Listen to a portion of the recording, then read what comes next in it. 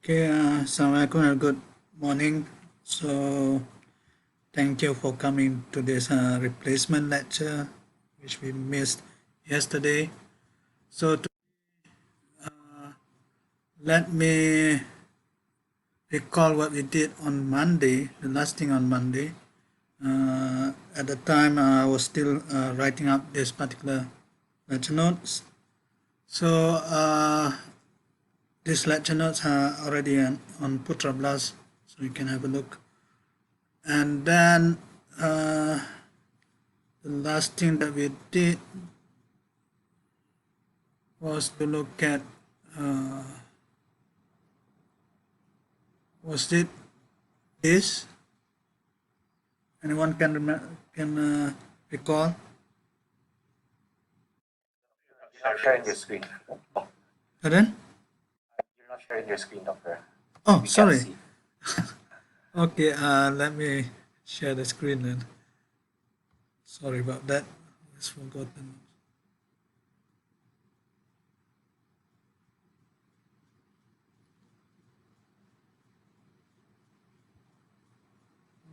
Right.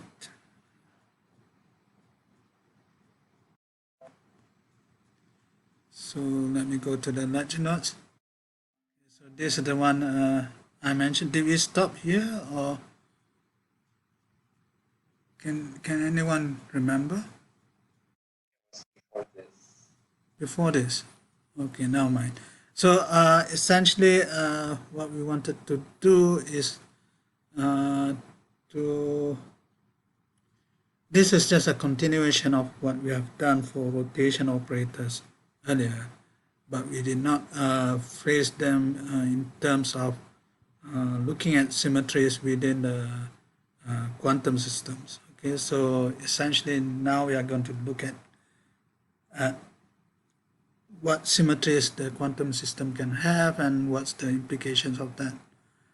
So essentially, if you recall, say Lagrangian mechanics or Hamiltonian mechanics, for example, over here, we can make some kind of a transformation towards the coordinates in your Hamiltonian mechanics, and then if for some reason that so this is translation, meaning your delta qi is going to be constant. So one could have different different values of delta qi for each I. But what's important over here is essentially how does the Hamiltonian actually corresponds to these changes of the coordinates. Okay, so essentially one can think of the Hamiltonian change to h dash. Okay, and we are looking only at infinitesimal transformations. So in other words, we are looking at infinitesimal transformation to the Hamiltonian itself. Okay, so that means you have the original Hamiltonian added with some infinitesimal transformation of the Hamiltonian function, which we can approximate here as as first order in terms of the derivatives. I could have also remember your Hamiltonian is essentially a function of Q and P. Okay. I could I could also consider the case of your P transformation is also considered. Okay, so meaning your let me write this first. PQ. So general case, we also consider PI goes to PI dash, whatever that is. But for the things that we are considering here, we are just considering that, okay, your PI dash is simply equals to PI in this case. Okay. So in other words, there is no change with respect to the momenta at this particular point. Okay. So we are just considering transformation of the position coordinates, or your generalized coordinates. You remember the Lagrangian or Hamiltonian mechanics here. So what happens over here, you have partial H, partial Qi, delta Qi, and there should be also partial H, partial Pi, delta Pi, but delta Pi is going to be equal to 0, okay, because there's no change. So what we have is just this term, okay, and if what's being considered here is the symmetries of the Hamiltonian. If in that particular case you'll find that your changes to the Hamiltonian only give you back the same Hamiltonian, okay, so that is essentially the symmetries of your Hamiltonian.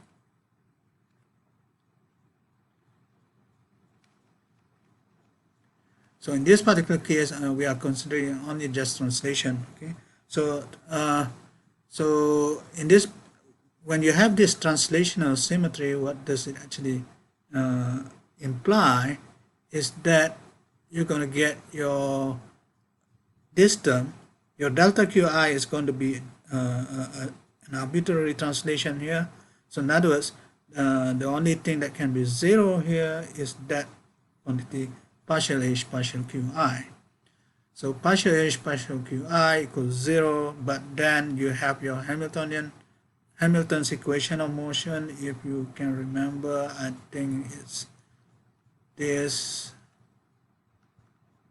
minus dpi dt. Okay, so this is part of your, there are two equations actually. This is part of your Hamilton's equation. So then what does that imply? That implies your momenta is actually constant with respect to time. So in other words, the symmetries of this Hamiltonian with respect to translation implies the conservation of linear momentum. Now this is also the same thing if you consider later on, we will see this particular point. In the case where you have your Hamiltonian is actually rotational invariant, meaning it doesn't change under rotation of the coordinates, then you also have conservation of angular momentum. So now, in other words, any symmetries of a Hamiltonian will actually lead to some kind of a conservation law. Okay. So the way we did it here is basically just classical mechanics. But now let's try to do this in quantum mechanics. So what's the difference is just you have all this symmetry transformation generated by some operators. Okay, so the operators are usually the unitary operators. Okay, so in other words, the transformation that you're looking at, for example, over here you're just looking at how this thing equals to that. Okay, but here essentially how you implement the transformation is that consider H dash to be transformed through some unitary operations. Okay, so this is just a unitary transform, and if it's equals to H, then we say that it's a symmetry of the Hamiltonian. Okay, so what is implemented here? Usually, no, whatever symmetry operator here, I'm writing this as S hat at this particular point. Okay, and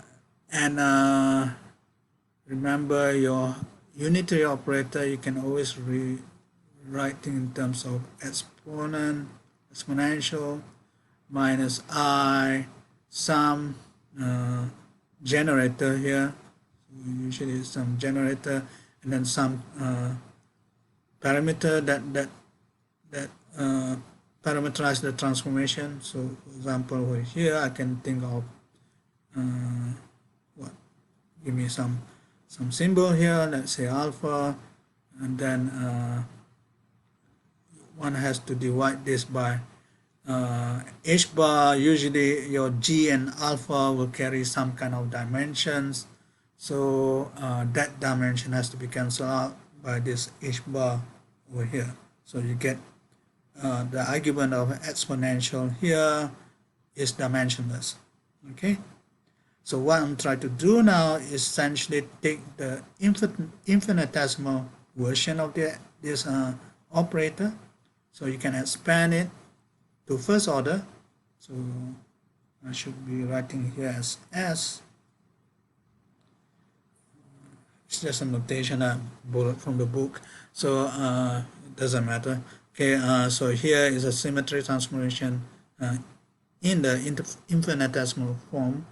Okay, and your G here is what we call the generator of the transformation. Okay, and usually because of the unitary property, your G has to be Hermitian. Okay, I believe this has been proven in the first course. At least you've seen this in some, for example, in translation operator and things like that. Right. So as I said, the point is you want to have a symmetry of the Hamiltonian. And if you plug in this infinitesimal version of this operator S, okay, the unitary operator S, and so you get 1 plus I epsilon. So this will be 1 plus I epsilon G H bar H 1 minus I epsilon G on H bar. So you expand this out, and then this 1 times H times 1 will cancel with this H, okay, on the other side, and then you're left with terms with respect to epsilon, which give you the commutator. There is a higher order term, for example, this multiplied by that should get epsilon squared, but we are just limiting ourselves to first order. So in other words, for up to first order, you'll find that you need this property. Okay, so this property requires that, okay, the quantity G, okay, will be a constant of motion through Heisenberg equation. I believe I've done this. So I think the Heisenberg equation is something like this. Some observable here. It goes, sorry, it's the other way around, I think. Well, okay, you check, please check the Heisenberg equation of motion. So if I'm not mistaken, it's d dt of O is given by 1 over I H bar. There might be a minus sign somewhere, so I think it's something like that. Okay, there are further terms if this O happens to be having a time, an explicit time dependence, then you have an extra term. Okay, but here we are assuming that all your operators here doesn't have explicit time dependence. I mean the generators. Okay. So when this commutes with H, okay, that tells us we have this conservation law. Okay. So in the case that we had earlier, this would be our momenta, because our H is translational invariant. What happened there? Okay, and then you get your momenta to be your conserved. So let's consider another way of thinking about this is to consider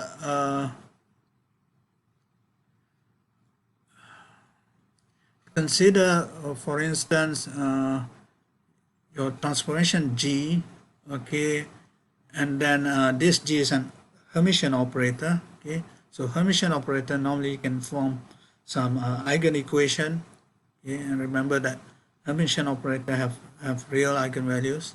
Okay, so suppose I have your G to be having this eigenstate at some time T naught, and then this is the eigenvalue here. So, and then this is going to evolve with respect to time by the time evolution operator. The time evolution operator is actually given by that. Okay, and if G gives you a symmetry transformation, then essentially what happens then, you have your G commutes with H.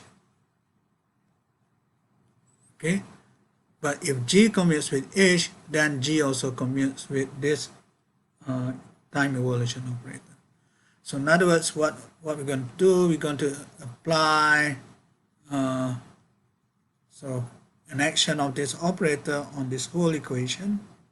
Okay, so I'll get G acting on U T T naught G dash T naught. Okay, but since G commutes with H, then G commutes with U, so I can interchange the operators. Then G acts on G dash T naught, which we have already defined as an eigenstate of G, and then you get your G dash. Okay, and then this G dash is actually an eigenvalue, so you can bring it out, okay, to the front. Okay, it's just a number, and then UTT naught will now again operate back on G dash T naught, giving you back your G dash T. Okay, so in other words, G dash T, meaning your state at time t, is also an eigenstate of what you call eigenstate of G. Okay, because it gives you this G dash value. And in fact, if one considers, for example, G dash T is totally different from G dash T naught, okay, modulo phase factor, and remember your states are your your how should I say it? Your states multiplied by a phase factor, okay, is equivalent to the state itself, because what happens under inner product, as an example, this gets multiplied by the complex conjugate, and then let me just write in this way, for example. So this dash thing equals to this undashed thing. Okay, so that's why we don't care about this phase factor here, provided it's just a common phase factor. There's no time dependence or x position dependence or whatever. Okay, so in that particular case, then it's just the same state.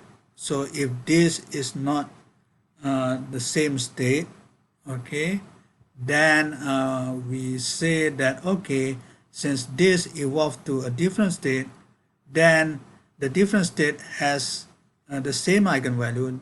In other words, you have two states having the same eigenvalue, and that tells us that your eigenvalue is actually degenerate. Okay. So in the same way, one can think of your Hamiltonian itself to have what you call degeneracy in this way. Okay, so the idea is now you consider a symmetry transformation for which your transformation S commutes with H. Okay, and then what happens in this particular case, if energy, if the Hamiltonian has an eigencat n with some energy En, okay, then you can also say that your Sn, okay, will also have the same energy eigenvalue. Why? Because you can commute these two. Okay, so when this gets commuted, then your H acts back on your eigenstate, and it gets back to your energy eigenvalue. And in this particular case, again the same condition. If your state here, your original state, is different from the one being transformed by the symmetry transformation modulo a phase vector, then this corresponds to different states. Sorry. Then we say that this eigenvalue is actually degenerate. Okay. Right. So now let's consider the case of a rotationally invariant Hamiltonian. So what does that say? That says you have your rotation operators that we have come across before, okay, your dr, okay, and then this commutes with h, and dr, if you remember, has this again the same form for unitary operator minus I j dot n phi over h bar. Okay, your j is essentially your angular momentum. So that tells us, okay, if this commutes with h, then your j also commutes with h. And of course, your j squared, which is just j dot j, also commutes with h. Okay. So in other words, if one thinks about how you label your eigenstats, okay, how you label your basis states in a quantum system. So you take the maximal set of commuting observables. So in this case, you have your h, you have your j squared, and then you have your j components here. So these are components. Okay, and your components, however, you know, it obeys this particular angular momentum algebra.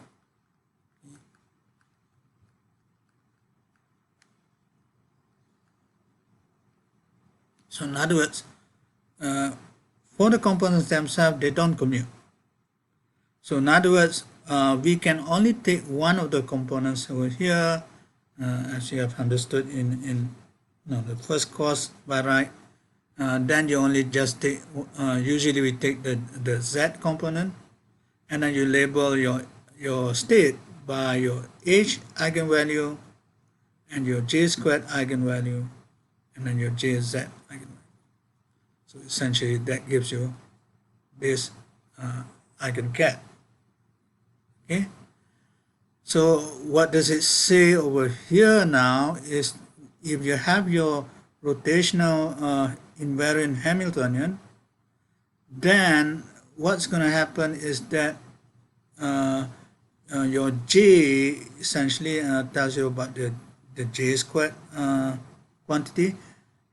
Is going to be a conserved quantity. Okay, so your j is a conserved quantity, and your jz of course can vary, but your jz also commutes with j squared. Okay, remember that. So then in other words, all the different m will give you the same j, and hence will give you the same energy eigenvalue. Okay, so in other words, under this actional rotation operators, there are supposed to be different m eigenstates, which is the number of them is actually 2j plus 1. Okay, will have the same energy eigenvalue as before, as the original energy eigenstate. So what does it do when you do a rotation operator acting on this? It will preserve your j. Your j doesn't change. J is coming from the conserved quantity, okay, your j squared, but your m can of course be different.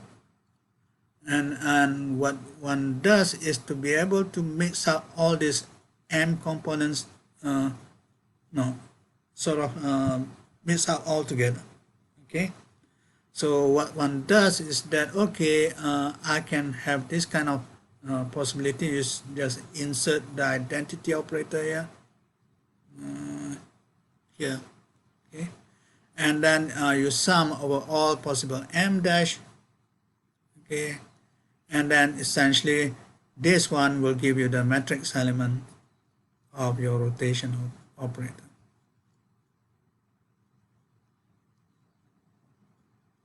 So again, this is something that you have seen before. Okay. So let's just see what's the importance of this.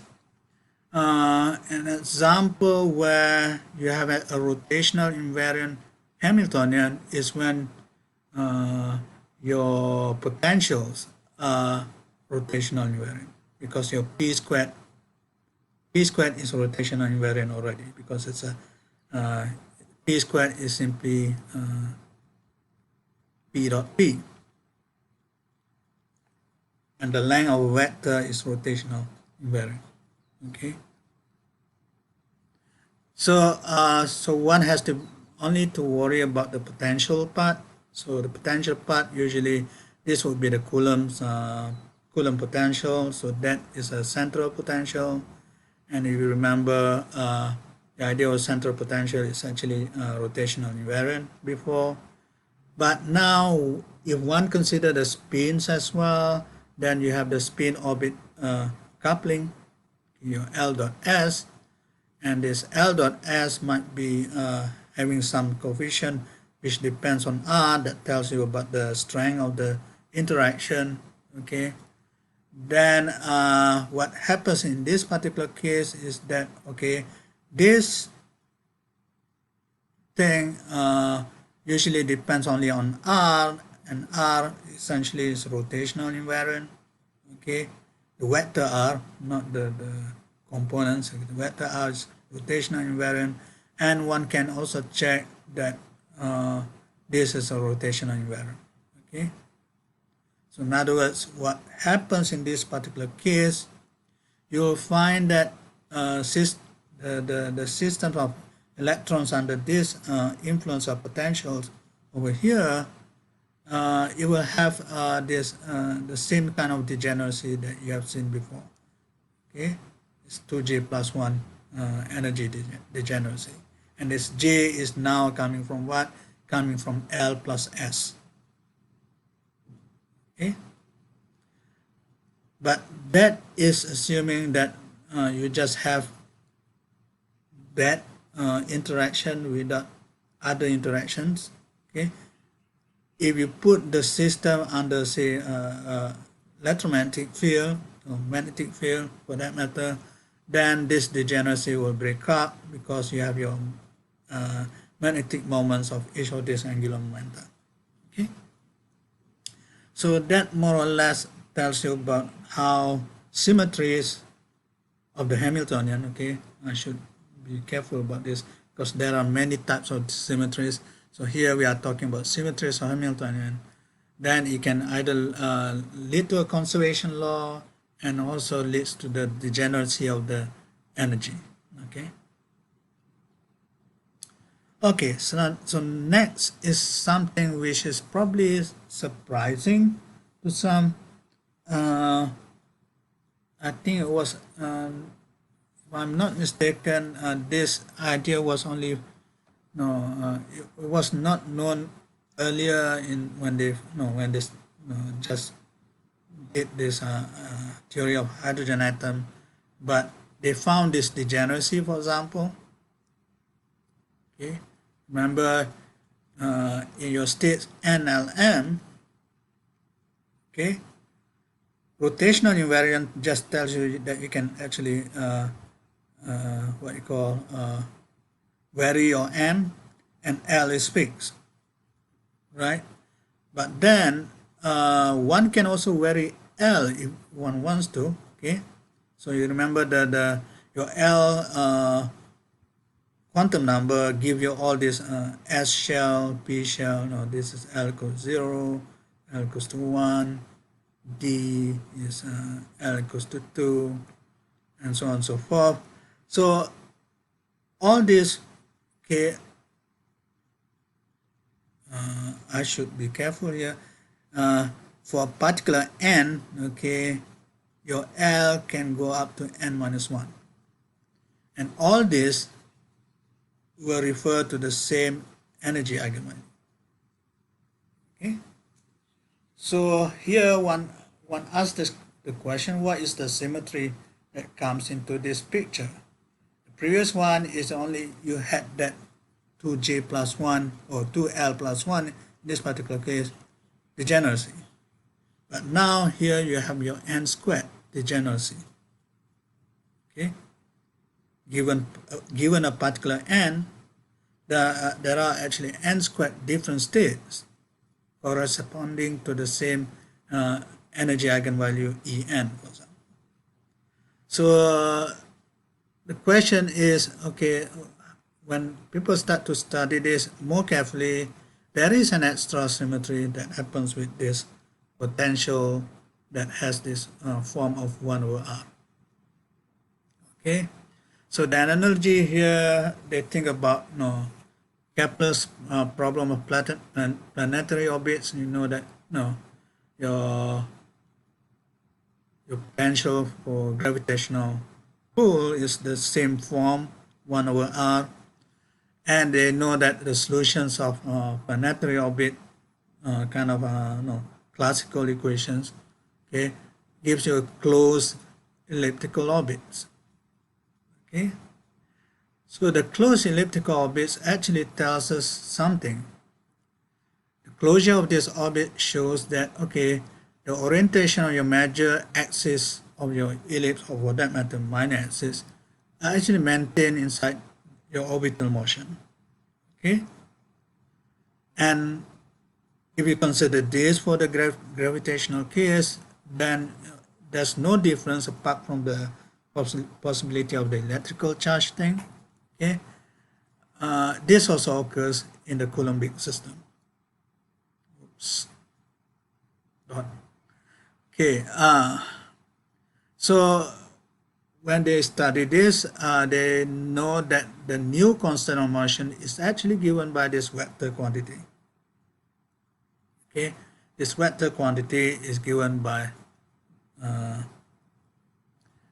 essentially your how shall I say, it's your P cross L, okay, your cross product of these two vectors of angular momenta and linear momenta, okay, and then of course the action, the contribution from your Coulombic law. Okay, so in this particular case, so since this is actually known for the case of the gravitational system, not this, of course. Okay, this is actually using the Coulombic system itself, but for the case of the gravitational system, they have similar kind of vector quantity that's been conserved. So we have this classically being conserved at the level of classical systems. So there is a problem here when you try to translate this to a quantum mechanical system, because why you have this problem of one operator here multiplying with another operator here. So one of the things that we know is that when you take two operators multiplied together and you take the adjoint of that, that gives you, okay, let's consider A and B are two Hermitian operators. So A dagger is equal to A and B dagger is equal to B. Okay, so what's going to happen here, this would be B dagger, A dagger, and this equals to BA, and BA is not equals to AB dagger. Sorry, AB is not equals to AB dagger in this case, okay, because AB is different from BA. So there is a problem of assigning what I call a Hermitian operator to product of two different operators. Okay, in this case would be your P cross L. And of course, one way to do this is just symmetrize this. Okay, so you do P cross L and then L cross P. But you have another contribution over here, because your cross product, when you interchange cross product, you also have a minus sign. So we have to take, so it's not just symmetrizing between the two operators. We have to take into account of this negative sign that appears from your cross product as well. So in other words, the symmetrized version, okay, will look like this. So this will be the operator. Okay. Okay, I've because I want to type very fast, so I've now ignored the head symbol for the operators. So please understand this according to the context of sentence. Later on, when I have more time to do things, then I can put all the heads back. But for now, this will be an operator now. Okay, and this operator, given this Hamiltonian, which is the Hamiltonian in your hydrogen atom, for example, one can actually show, and I'll ask you to do this as an exercise, that this commutes with this particular M. Okay. So in other words, from the thing that we have mentioned before, when it commutes with the Hamiltonian Hamiltonian H, then your M will be a constant of motion. Okay. So what other properties of M that we should take note of is that because of the cross product, you have L dot M equals to 0 or M dot L equals to 0. Okay. And then if you try to take the dot product of M with itself, then it gives you this. Okay. Okay, so now we have know a little bit about this new operator M. So let's try to identify what symmetries that makes M to be a constant of motion. Okay, well, we already have your L there, the orbital angular momentum, and you know orbital angular momentum obeys this commutation relation. Okay, and then given this L, you can actually find out that okay, your M, your operator M, also commutes. Also obeys some form of similar like the case of the L. This is just, remember, we did mention before about vector operators.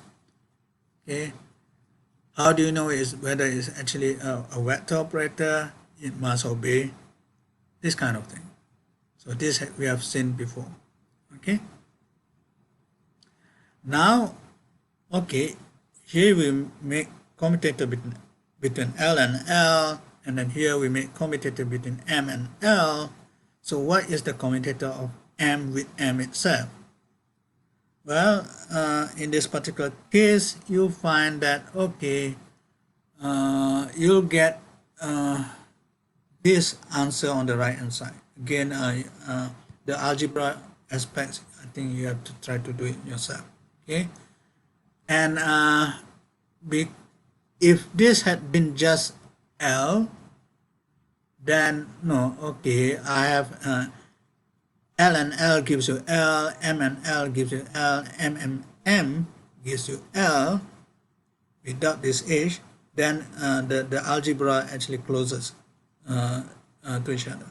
Okay, but you have this Hamiltonian H that spoils the algebra in a sense. So all these relationships, the commutator relationships, star, double star, and triple star here, they don't form a closed set of algebra. Okay, so one has to think of this much more carefully.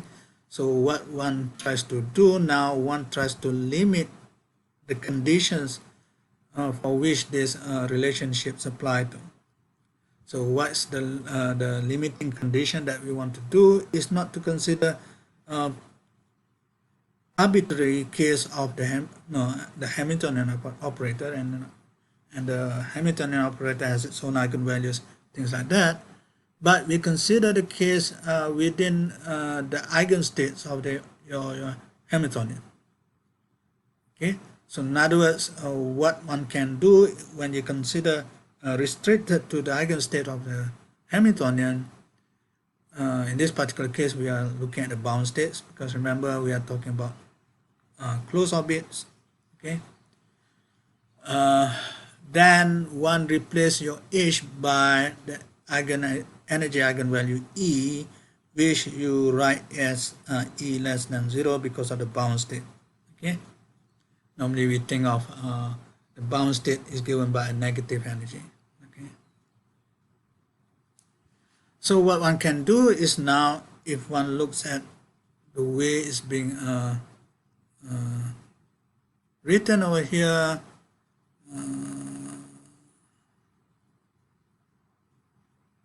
see.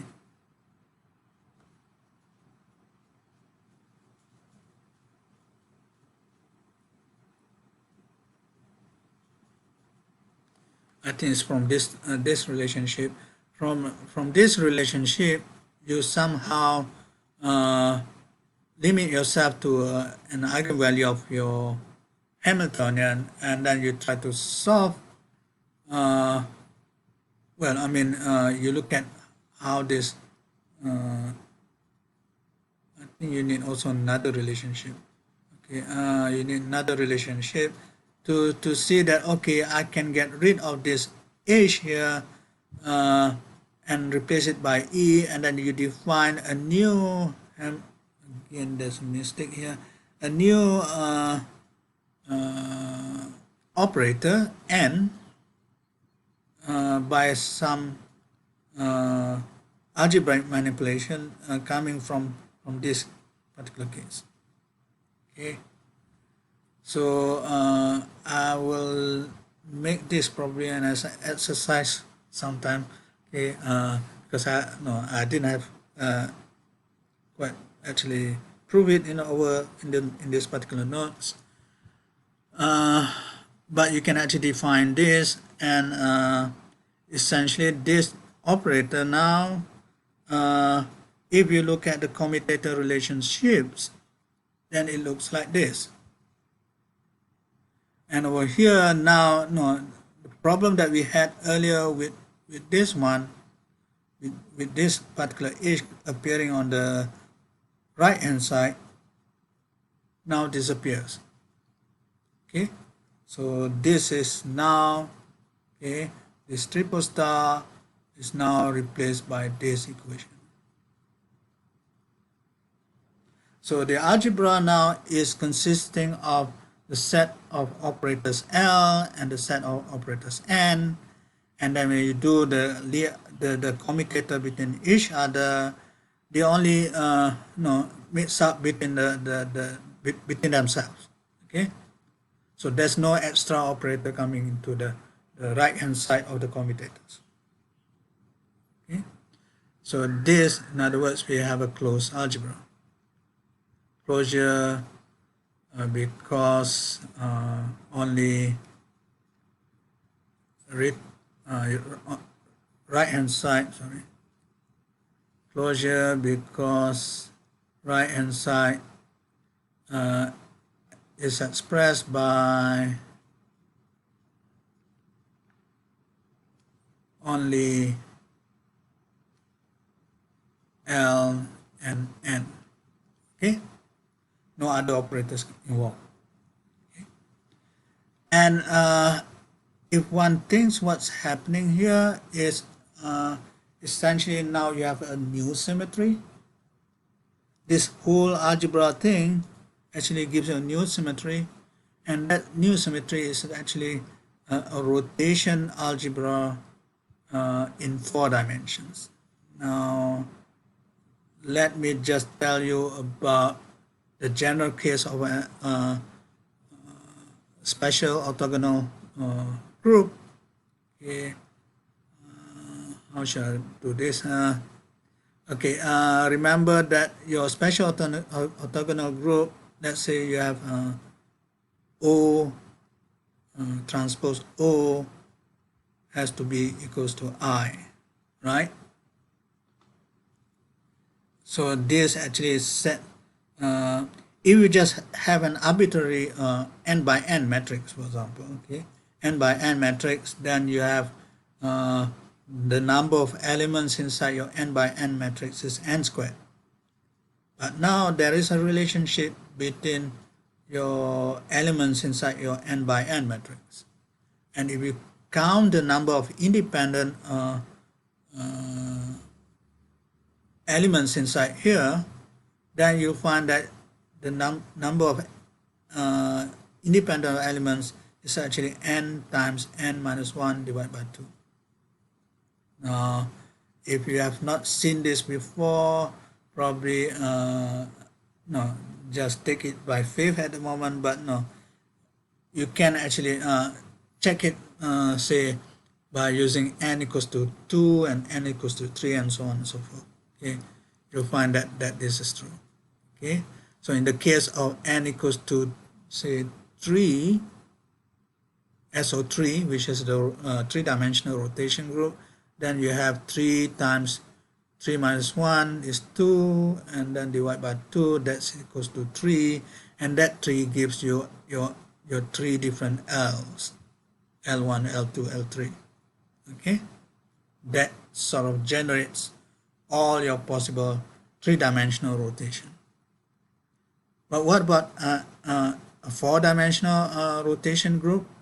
Well, four-dimensional, you put 4 times 4 minus 1 divided by 2, essentially gives you 6.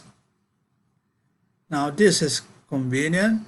If you look at the number of operators that appears here, your L has 3, okay, 3 L's, 3 Li, plus 3 Ni.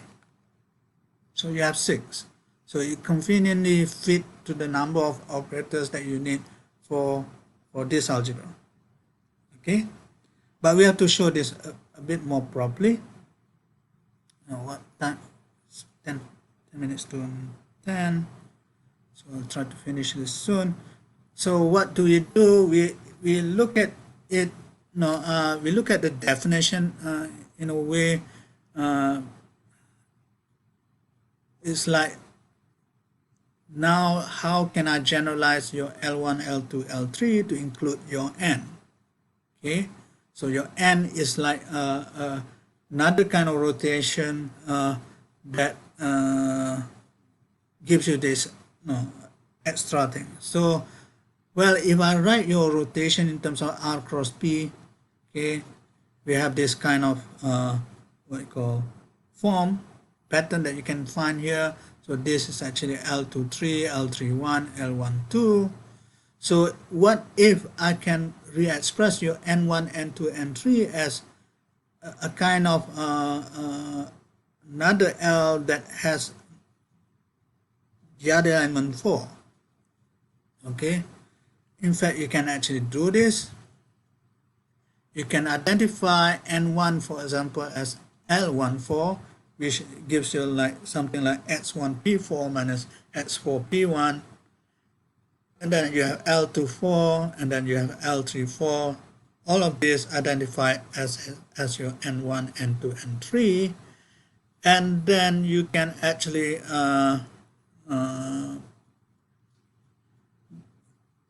get back to the algebra itself by substituting all these forms. Okay, so now I'm looking at this particular case, which is written in terms of your L tilde. Now this is L tilde. Okay, it's given by that, and then this is commutator of that, and then one can reduce this to this combination here. And if you look at this is commutator of X1 and P1, which gives you an IH bar. And the same thing over here, this gives you a minus IH1. So you get this. And this is what? This is X3P4, which is L3L34, which gives you N3, and that works out for the one we have seen earlier. Okay. 1, 2, sorry, we 1, 2. So 1, 2 here, and then you have 1, 2. So that means this has to be 3. So you get N3. N3 is actually the one that we had over here. Okay. So in other words, by parameterizing this in this way, you see that okay, it's like a rotation operator with your x1, x2, x3, x4. Okay. So okay, probably this is a good place to stop because if I want to go further, then I will exceed the time. Is this okay with you, or you want me to stop now? Just a few bit more actually.